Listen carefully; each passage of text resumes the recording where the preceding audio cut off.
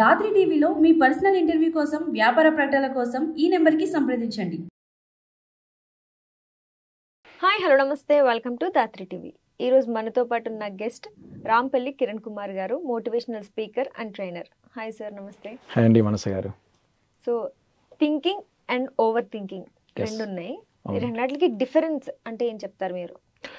అంటే మనస గారు, ఇప్పుడు థింకింగ్ అంటే మనం డైలీ లైఫ్లో మార్నింగ్ లేచింది మొదలు మనం దినచర్య ప్రతిదీ కూడా మన యొక్క ఆలోచనలతోనే స్టార్ట్ అవుతుంది. That is nothing but thinking, that's it. అంటే ప్రతి ఒక్క మనిషిలో కూడా థింకింగ్ అనేది ఇట్స్ అ కామన్ థింకింగ్ అవుతానే. ఇప్పుడు I'm right now I'm speaking, నేను మాట్లాడుతున్నానన్నా, మీరు క్వశ్చన్ వేస్తున్నారన్నా, మనం చేసే ప్రతి చర్య కూడా థింకింగ్తోనే ముడిపడి ఉంది. ఓవర్ థింకింగ్ అంటే ఇక్కడ మనస గారు ఏంటంటే ఒక థింగ్ని పదే పదే ఆలోచించినప్పుడు అది ఓవర్ థింకింగ్గా మారుతుంది. అయితే ఇప్పుడు మనం ఒక మంచి ఆలోచనలు కావచ్చు, ఒక మంచి కైండ్ ఆఫ్ థింగ్స్ని మనం బాగా ఆలోచించినప్పుడు అది అంతగా ఓవర్ థింకింగ్లోకి వెళ్ళదు. సో ఎప్పుడైతే మనకి ప్రాబ్లమ్స్ ఫేస్ చేస్తుంటామో, మనం అనుకున్నటువంటి సంఘటనలు ఎప్పుడైతే జరగవో, సో ఆ థింగ్ని మనం బాగా ఆలోచిస్తూ ఉంటాం. ఇప్పుడు ఫర్ ఎగ్జాంపుల్ మనం ఒక జాబర్ ఉన్నాడు. సో తను ఆఫీస్లో చేసే పనిలో వర్క్ అవ్వట్లా. సో బాస్ తిడుతున్నాడు, హయ్యర్ అథారిటీ వాళ్ళ నుంచి ఫుల్ ప్రెషర్స్ వస్తున్నాయి. సో దాని గురించి నార్మల్గా ఈ పని అవ్వట్లా, ఈ వర్క్ అవ్వట్లా, ఒకరోజు, రెండో రోజు, మూడో రోజు నువ్వు అదే ఆలోచించుకుంటూ వెళ్తే ఏమవుతుంది, it's leads to over thinking. So దానివల్ల ఏమవుతుంది, ఆ పెయిన్ వస్తుంటుంది అన్నట్టు. అది ఓవర్ థింకింగ్గా నీకు అవుతుంది. ఇప్పుడు రిలేషన్షిప్ ఉందనుకుందాం, రిలేషన్షిప్లో ఏదో చిన్నపాటి ఒక ప్రాబ్లం వస్తుంది మనస గారు. సో దాన్నే పదే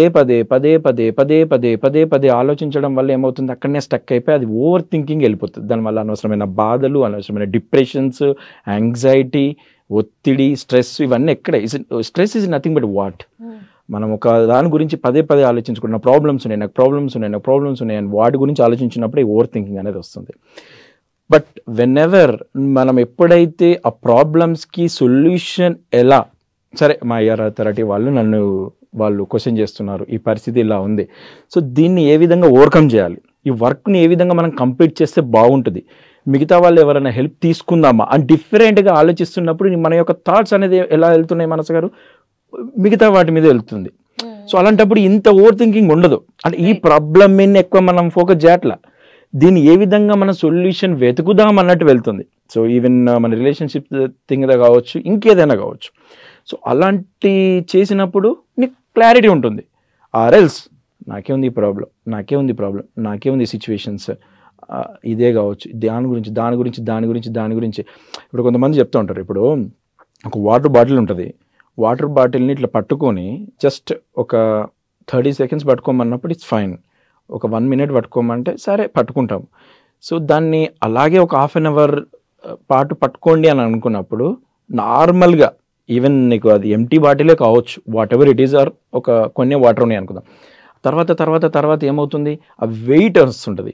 సేమ్ వాటర్ బాటిల్ మనసు గారు, ఏమవుతుంది అక్కడ వెయిట్ అనేది ఎక్కువ అయిపోతుంది, హెవీ అయిపోతుంది. ఎందుకు అవుతుంది, ఆ చేతు మనం పట్టుకొని ఉండడం వల్ల ఎక్కువ హెవీ అవుతుంది. సో ఈ ఓవర్ థింకింగ్లో కూడా పదే సేమ్ థింగ్ ఓవర్ థింకింగ్ ఘోరంగా అయిపోతుంది. సో మరి దాని నుంచి ఏ విధంగా బయటపడాలా, సో అది కూడా మనం మాట్లాడుకోవాలి కదండి. ఇప్పుడు ఓవర్ థింకింగ్ ఏంటి అనేది మనం మాట్లాడుకున్నాం, దాని ఇంపాక్ట్ అనేది చాలా గట్టిగా ఉంటుంది మన లైఫ్ మీద, డెఫినెట్గా ఉంటుంది. స్టక్ అయిపోతాం కదా.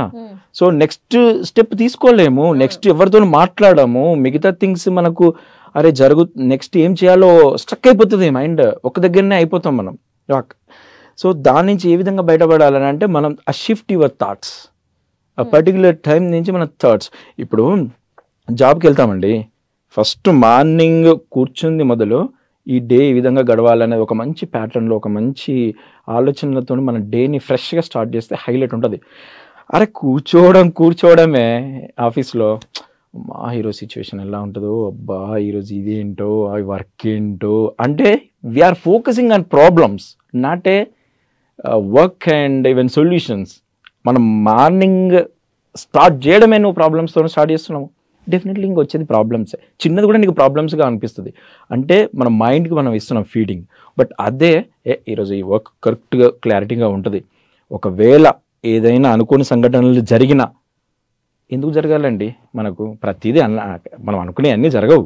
100% అది తెలిసిన విషయమే.